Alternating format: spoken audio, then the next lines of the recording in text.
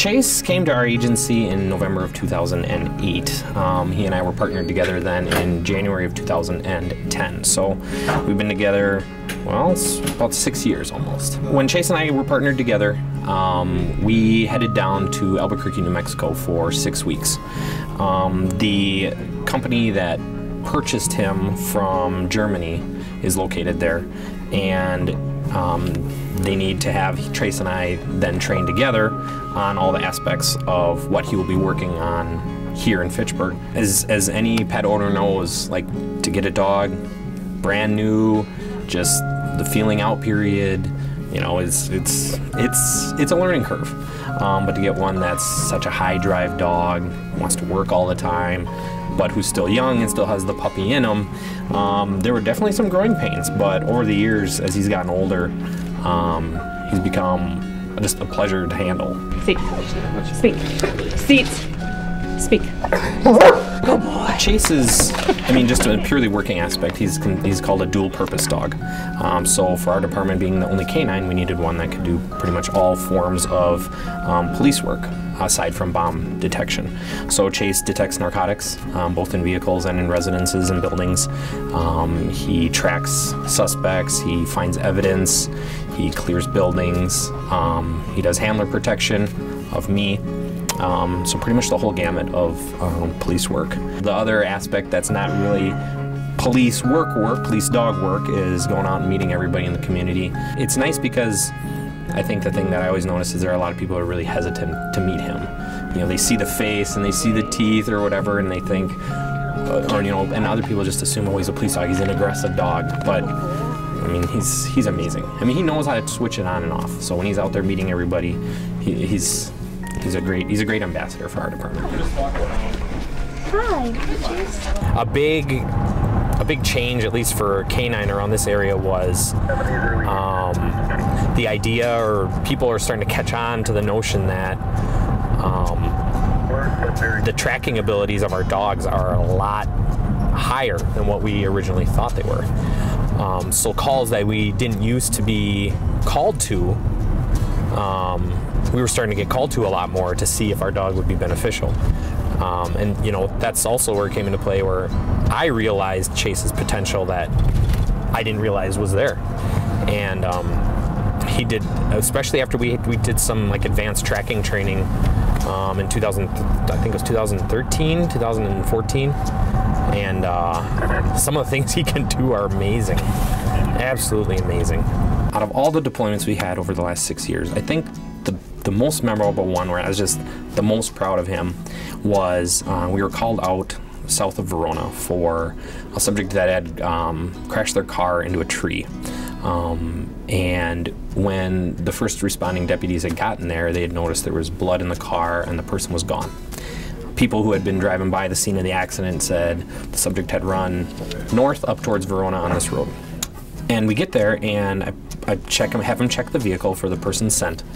And so I start bringing him towards the direction that I would assume that the person had gone to. And he starts dragging me back towards the opposite side of the car. And I'm thinking, oh boy, I hope he's not wrong, because he's showing me, because right in front where the car crashed is very dense woods, brush, burrs, all the nasty stuff that you don't want to walk into.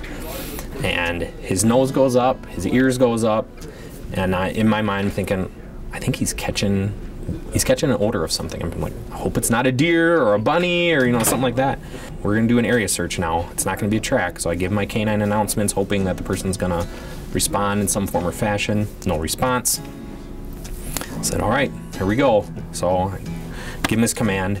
Off he goes, boom, into the woods. I have him on a long tracking line just in case, because it's so dense. I don't have any visual of him. So he's in there, and I got a whole team of deputies following me. My gosh, I hope I'm not leading him on a goose hunt. Gets down to this little, what's like a washed out ravine. He gets there, and he jumps down there. I follow in, and all of a sudden, he is off like a bullet down the ravine. Takes me down. I'm laying on my back, and he's just barking and barking and barking and barking. All right, so I take my flashlight and I shine it up the ravine, and here's the guy resting up against arresting up against a tree, badly injured, in need of desperate medical attention. Come to find out, he had fractured his sternum and had a punctured lung. So in his mind, he was not getting caught, but at the same time, he possibly could have died had we not found him. So, you know, Chase got his fine, but he also saved somebody's life. So, I mean, you can find all the drugs and guns and all that stuff, but to see that, it was awesome. Especially since he did everything that the witnesses said didn't happen. You know, the witnesses said he went up the road. Chase said no, he went into the brush, and sure enough, there he was. You know, when I first, you know, kind of announced that you know, he would be retiring, it was a lot easier, you know, to comprehend. But now that it's a month away, it's tough, because we were at our last training this past week, our last like multi-jurisdictional training, and I went last on the drug work, and that was the last thing we did for the day. And I was like, I don't like this. I think it's going to take some adjusting for both he and I, because I mean, I haven't known anything else than having him behind me for 6 years.